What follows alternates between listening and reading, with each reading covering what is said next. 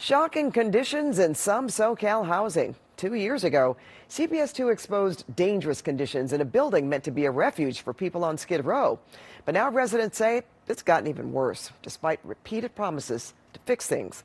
Christine Lazaro is here. And Christine, you've discovered that those terrible conditions continue today, 2 years later. Well, we see the conditions of Skid Row on the outside, right? It's like living in a war zone. Yeah. And then you think when you get housing, it will be better.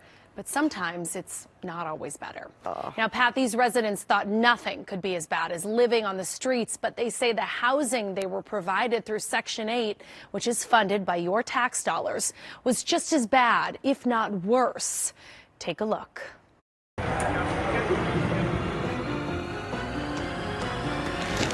And here we have the roaches while I'm cooking breakfast.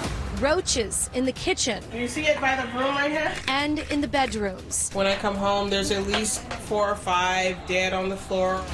Some are alive, crawling inside the drawers or in the closet. Erica Sanford lives here at the St. Mark's Apartments on Skid Row with her 3-year-old son, Peter. Peter has Down syndrome and is medically fragile. I keep everything as clean as possible, but still, it's never enough because this building has had problems for years.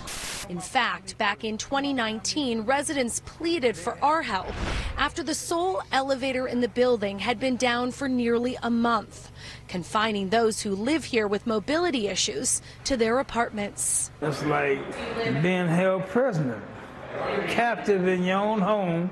After our story aired, we were assured by the owner of the building, a nonprofit called the Skid Row Housing Trust, that it was scheduled to be renovated to bring it up to code. But 2.5 years later, residents say nothing has changed. It's just not sanitary, it's not clean, it's not safe. I don't feel safe there with my baby. Just coming in and out of the room, like I feel like a prisoner, like I'm barricading myself. We visited Erica and her son, and what we saw was shocking. Feces overflowing in the toilet and on the floor of the shared bathroom. Trash left in the hallways and filling up the stairwell. Floors badly soiled and stained. Dirt and grime caked onto the appliances in the communal kitchen. And a security door at the entrance that didn't stay locked. Residents say mentally unstable and intoxicated people will wander off Skid Row and into the building at all hours of the night, leaving behind needles and drug paraphernalia, which they took photos of. Residents say sometimes the intruders are naked, other times they're violent. I'm just on alert. I'm always on alert. We saw mold in the showers and on the walls, peeling paint on the ceilings, windows on the 4th floor without safety screens, even dead rodents in the common areas. We are all human beings. Like, we deserve better. Like, shouldn't nobody have to live in those conditions and feel stuck?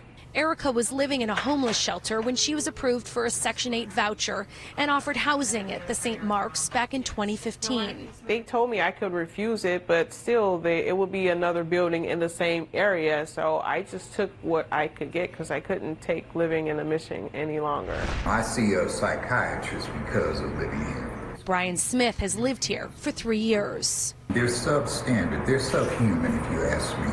Nobody should be subjected to the living conditions under which we live.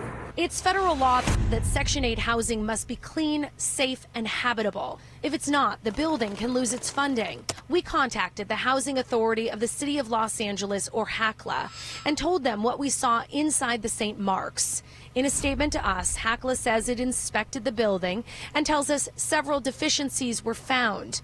They go on to say if those are not corrected within 25 days, rental subsidy payments will be abated or forfeited by the Skid Row Housing Trust until the deficiencies are corrected.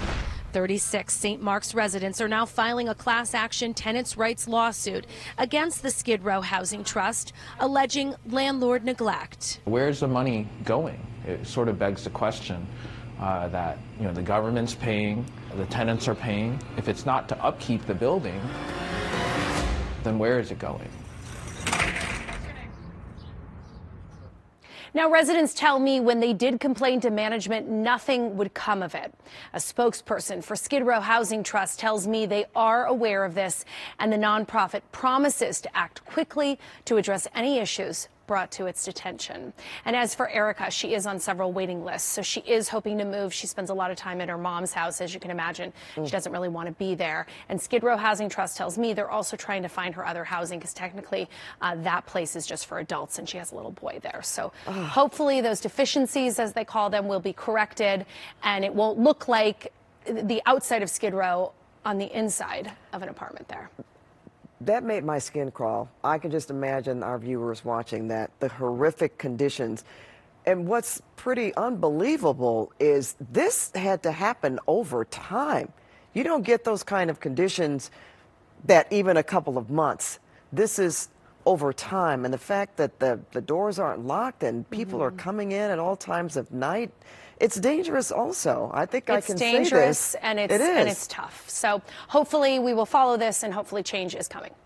All right, Christine, thanks so much even for going there and witnessing. And, you know, we hope Erica and all the other tenants there get what they deserve. Yes. Good living Thank you, conditions. Pat. Thanks, Christine.